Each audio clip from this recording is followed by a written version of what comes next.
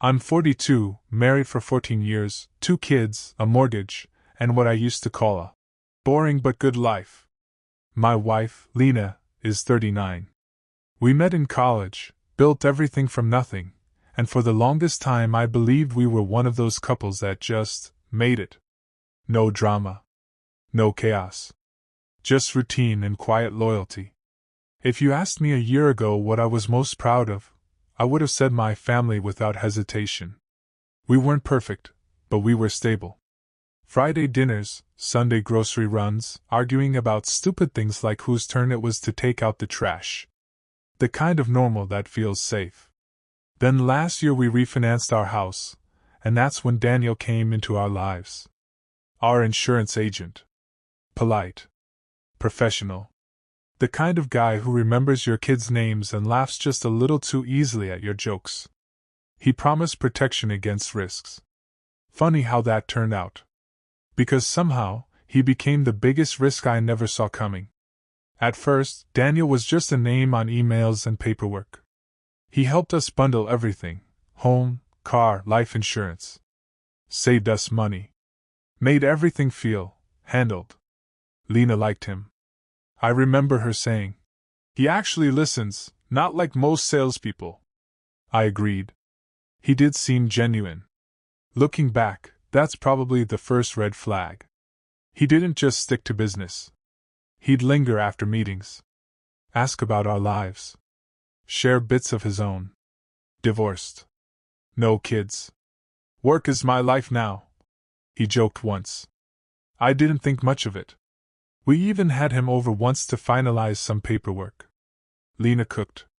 We had wine. It felt casual. Too casual, maybe. They talked a lot that night. More than I did. Inside jokes started forming quickly, the kind that exclude you without being obvious. At the time, I told myself it was nothing. I trusted her. That's the part that still stings the most. Over the next few months, Daniel became a regular presence. Calls about policy updates turned into longer conversations. Emails turned into texts. At least for Lena. I only found that out later. At the time, I just noticed small things. She'd smile at her phone more. Lock it when I walked into the room. Nothing dramatic, just different. I asked once, half joking, "Got a secret boyfriend?" She rolled her eyes. "It's Daniel. He's helping me understand some policy details." I believed her. Or maybe I chose to. We all ignore things when they don't fit the life we think we have. There were other signs too. She started dressing up more, even on days she wasn't going anywhere special. New perfume. Late. Errands. But we had kids. Jobs. Responsibilities. I didn't have time to play detective. And honestly, I didn't think I needed to. The first real crack came on a Tuesday night. Lena was in the shower, and her phone buzzed on the kitchen counter. I wasn't trying to snoop. I just happened to glance at the screen. "Miss you already?" No name. Just the message. My stomach dropped in a way I can't fully explain. Like my body knew before my brain did. I picked up the phone. My hands were shaking. The conversation wasn't long, but it didn't need to be. Flirty messages. Inside jokes. Plans that weren't explicitly stated but heavily implied. And one line that stuck like a knife. "Same time next week?" That's when the doubt stopped being abstract. It became real. I put the phone back exactly where it was. Sat down. And waited for her to come out of the shower like nothing had just shattered inside me. I didn't confront her right away. I don't know why. Fear, maybe? Or denial? Or the stupid hope that there was some explanation that would make everything make sense again. Instead, I watched. I paid attention in a way I hadn't before. And once you start seeing it, you can't unsee it. The way she angled her phone away from me. The way she'd step outside to take calls.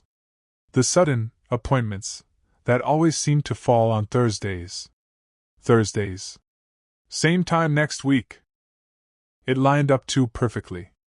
I started checking our shared calendar. cross-referencing things. It felt pathetic, but I couldn't stop. Every new piece of information felt like another crack in the life I thought I had. I barely slept that week. Every time she touched me, I wondered if she had touched him the same way. That thought alone was enough to make me feel sick. The breaking point came faster than I expected. That Thursday, she told me she had a late meeting. I nodded. Okay.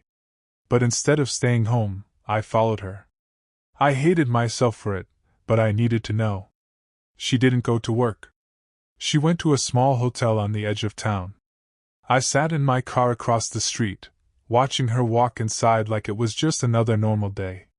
About 10 minutes later, he showed up. Daniel. Smiling. Relaxed. Like this was routine. Because it was. That's the moment everything inside me collapsed. It wasn't suspicion anymore.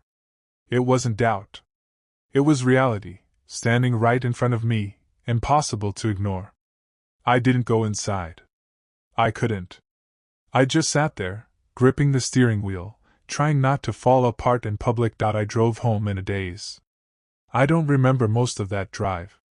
Just flashes, red lights, the sound of my own breathing, the overwhelming urge to just keep driving and never stop. But I went home. Because that's where my kids were. Because that's where my life was supposed to be. When Lena came back that night, she acted normal.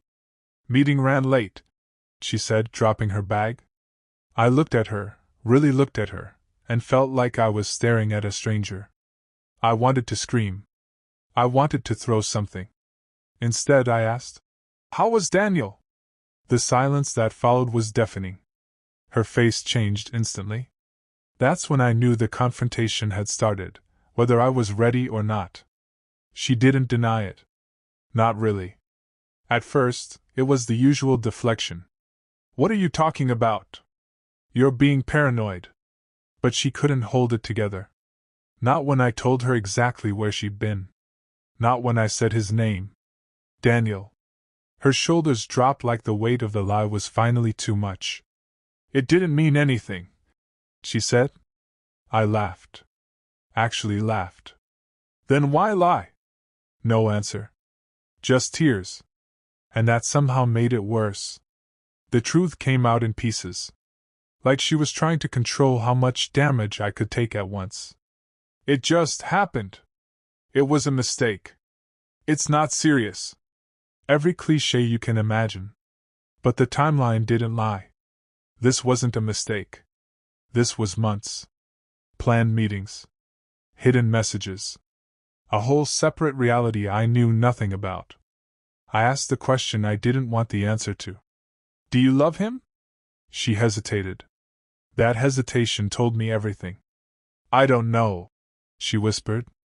And just like that, 14 years of marriage felt like it had been reduced to uncertainty. The anger came later. At first, it was just numbness. But once the shock wore off, it hit me all at once. I yelled. I said things I didn't even know I was capable of saying. I asked her how she could do this to us. To our kids. She cried. Apologized. Reached for me. I pulled away. Because all I could see was her walking into that hotel. All I could hear was, "Miss you already?" I wanted to hate her. But part of me still loved her. And that was the worst part. Because it meant I wasn't free from this. Not even close. We tried to talk about it like adults. Set boundaries. Discuss. What went wrong? She said she felt neglected. That I'd become distant. Maybe I had.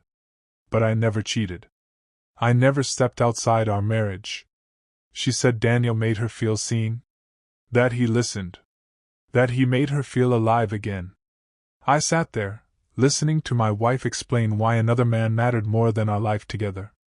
And I felt something inside me break permanently. Not loudly. Not dramatically. Just quietly. Like a door closing that would never open again. The kids noticed something was wrong. We tried to hide it, but tension like that seeps into everything. Dinner conversations became stiff. Forced. Lena moved into the guest room. Temporarily. I told myself it was for space. But deep down, I knew it was the beginning of the end. Friends started asking questions. We gave vague answers. No, everything's fine. It wasn't. Nothing was fine. Even the house felt different. Colder. Like it had absorbed everything that happened and was holding on to it. She said she ended it with Daniel. I don't know if that's true. I don't know if it matters. Because even if she did, the damage was already done. Trust doesn't come back just because someone says, "I'm sorry." It doesn't reset. Every time her phone buzzed, I felt it. Every time she left the house, I wondered. That kind of doubt doesn't just disappear. It becomes part of you. And I hated what it was turning me into. We're still technically married. But it doesn't feel like a marriage anymore. More like two people coexisting in the same space, trying not to disturb the fragile balance. Some days we talk. Some days we barely look at each other. We haven't told the kids the full truth. I don't know if we ever will. I've thought about leaving. A lot. But then I think about everything we built. And I hesitate. Not because I forgive her. But because I don't know who I am without this life. I keep replaying everything in my head. The signs I ignored. The trust one gave so freely. The moment I saw that message. Miss you already? I used to believe love was enough. That if you built something strong, it would hold. Now I'm not so sure. Maybe the real risk isn't losing what you have. Maybe it's believing it can't be taken from you. My wife slept with our insurance agent. He promised protection against risks. And somehow, he became the biggest one of all. If there's anything I've learned, it's this. Sometimes the person you trust to protect your life is the one who quietly destroys it.